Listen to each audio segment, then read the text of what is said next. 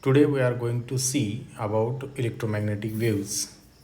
A wave is a disturbance of a continuous medium that propagates with a fixed shape at a constant velocity. So here we can see a wave that is on x-axis we have a displacement of the wave, and on y-axis we have the amplitude of the wave. So first, okay, so the displacement, a distance vt to the left, that is at z is equal to, that is at z minus vt back at time t is equal to z comma t, which is equal to f of z minus vt comma 0. So here what we can see, the function at some time t and function at time t is equal to 0, it should have same amplitude whenever we go back in a time by distance vt. So let's say this is equation number 9.1.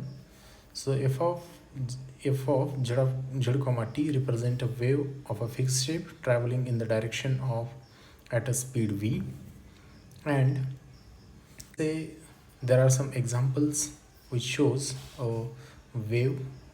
So let's say f1 z comma t, here a is equal to a e raised to minus b z comma z minus vt square. So here we can say, see here we have a function of z and t. So if it can be written as a function of z minus vt, like g of z of t in equation 9.1. So similarly in case of f2 f3 we have you can say f1 f2 f3 represents wave with different shape. But in case of f4 and f5, here you can see, so we have this function. So in this function we cannot write z minus vt separately from this part. Similarly we cannot write z minus vt from this part. So that's why these are not the waves. Okay, now if we check in equation f1 f2 f3, equation 9.1 is satisfied, whereas so this is your 9.1 equation. So f of z comma t, which is equal to f of z minus vt. So that means amplitude of a function at time t, which is equal to amplitude of a function at time t is equal to 0. So if we go back in a time with a distance, go minus vt is a distance. So next we can see, why does stretched string supports wave motion. So for that purpose we have considered a stretched string.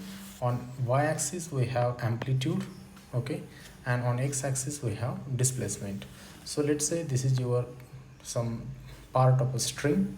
So according to Newton's second law, so net transverse force on the segment between z and z plus transverse force we are considering. So here this is your tension. So tension has two components, one is horizontal and another is vertical component. So if we see the transverse component, so here it will be like this and here it will be like this. So if we consider this transverse component, so this is the equation. So sine theta dash, where theta dash is the angle made at z plus delta z and theta is the angle made at z. So and theta and theta dash are small angles. If these angles are small, we can write sine theta is equal to tan theta. So by that idea, we have written sine theta dash as tan theta dash and sine theta as tan theta. Later we know that tan theta gives us slope. So slope of the equation will be delta f upon delta z at z plus delta z, because theta dash is the angle at z plus delta z. And now similarly we have written tan theta at z, which is equal to delta f upon delta z.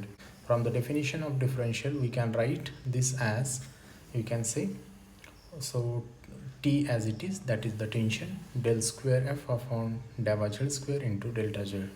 So if we consider mu as the mass per unit length, in that case delta F will be, this is your mass and this is your acceleration.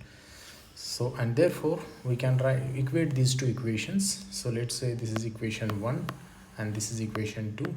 By equating equation 1 and 2, what we get is, so this is your left hand side is equation number 1 and right hand side is equation number 2. So we will cancel out this delta z from both sides and we will get del square f upon delta z square, which is equal to mu upon t del square f upon delta t square. For small disturbances on a string, theta is very small, and in that case we can write this del square f upon delta z square, which is equal to 1 upon v square del square f upon delta t square. So on the left hand side we have a space dependent part, on the right hand side we have time dependent part, and there is one constant that is 1 upon v square. So this v is the velocity of the wave. Then classical, so equation 9.2 show is the classical wave equation. So we have f of z comma t, which is equal to g of z minus vt, which is equal to g of u. So we will show that, so this form okay is satisfied, and this form gives us the wave equation.